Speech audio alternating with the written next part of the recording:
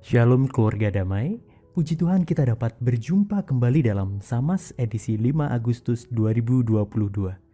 Tema kita pada hari ini adalah Warisan Abraham. Mari bersama mempersiapkan hati kita, marilah kita berdoa. Ya Tuhan yang Maha Mulia, kami bersyukur ketika kami boleh kembali memperoleh waktu yang teduh untuk berjumpa dengan Tuhan.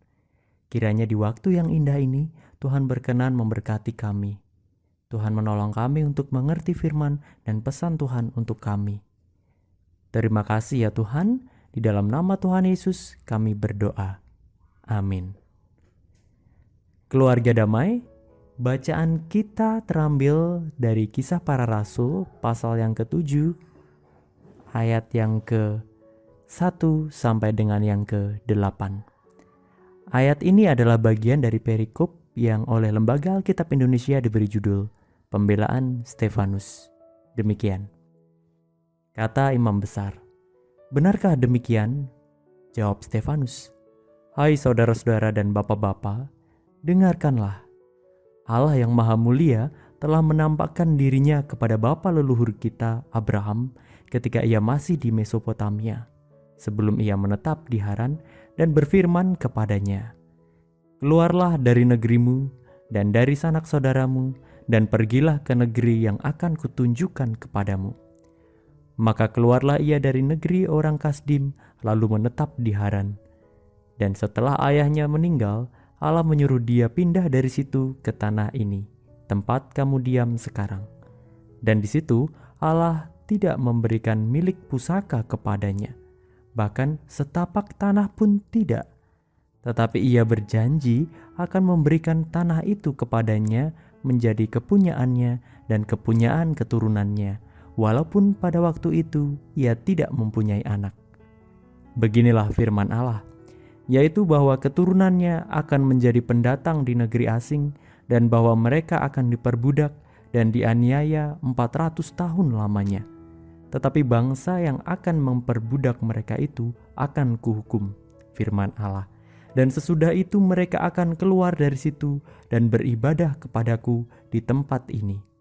Lalu Allah memberikan kepadanya perjanjian sunat. Dan demikianlah Abraham memperanakan Ishak, lalu menyunatkannya pada hari yang ke-8. Dan Ishak memperanakan Yakub, dan Yakub memperanakan ke-12 bapa leluhur kita. Demikianlah bacaan kita pada hari ini. Keluarga damai, bulan Agustus adalah bulan yang spesial untuk kita bangsa Indonesia. Pada tanggal 17 nanti, kita akan kembali memperingati hari kemerdekaan.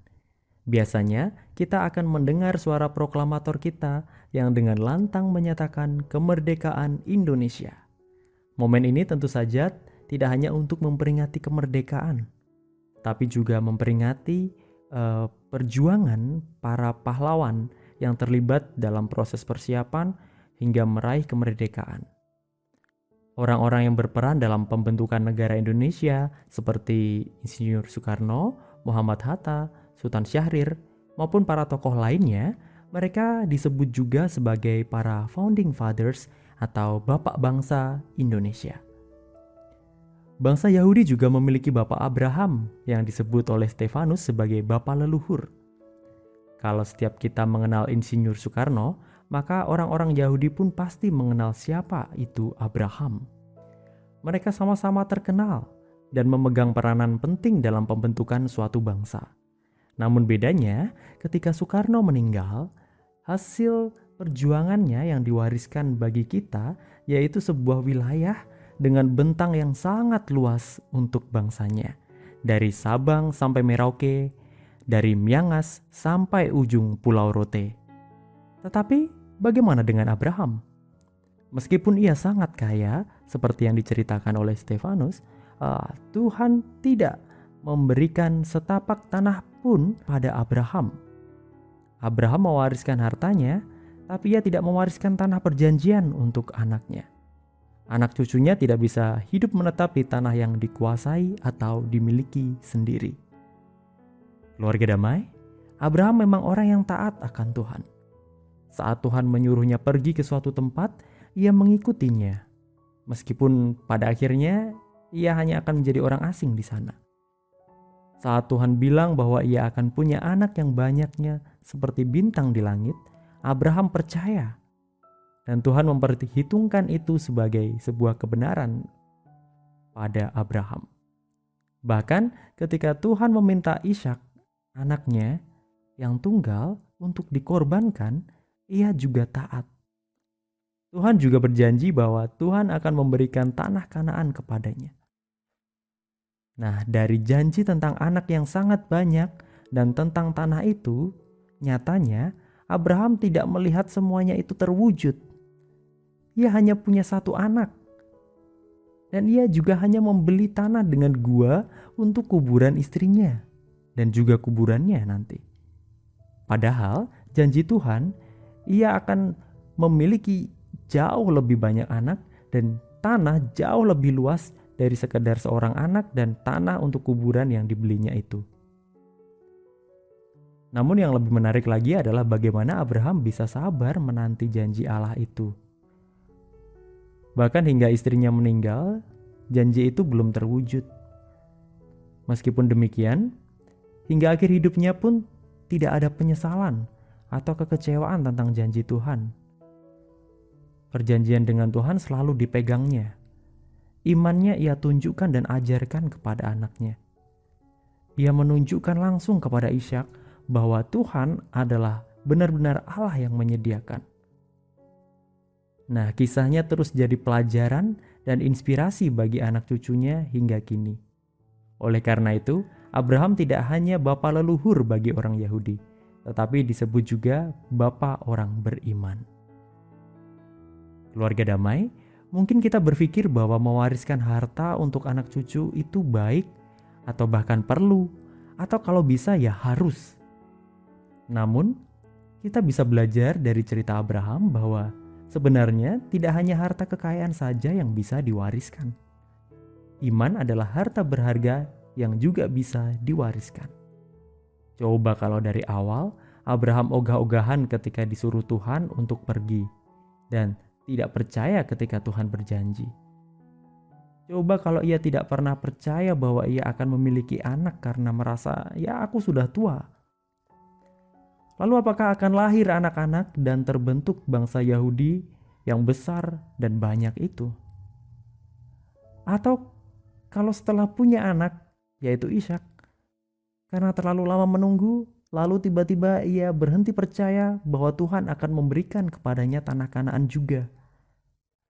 Nah, apakah Stefanus dan orang-orang Yahudi itu kini bisa tinggal di Yerusalem?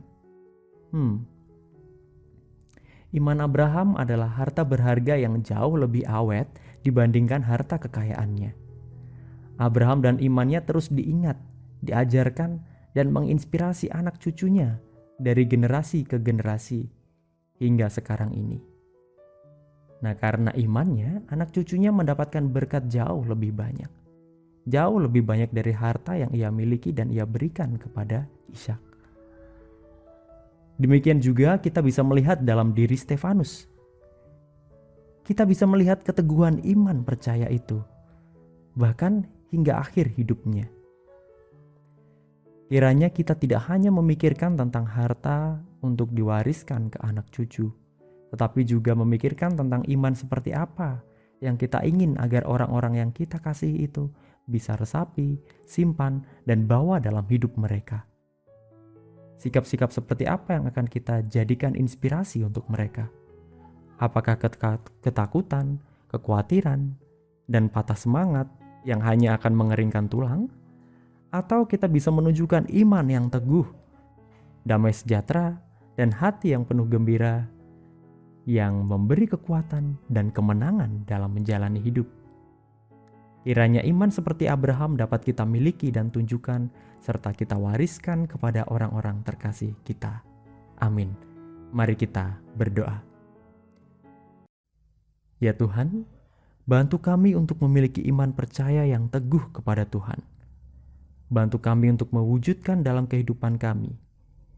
Biarlah kami dan anak-anak kami, cucu kami, dan orang-orang yang kami kasihi bisa memiliki dan mewarisi iman seperti Abraham, iman yang bertumbuh dan berbuah dalam kehidupan, bahkan hingga masa-masa yang akan datang. Di dalam nama Tuhan Yesus, kami berdoa. Amin. Keluarga damai, demikian sama kita pada hari ini. Selamat menjalani dan mensyukuri hari pemberian Tuhan. Selamat mewariskan iman, Tuhan memberkati.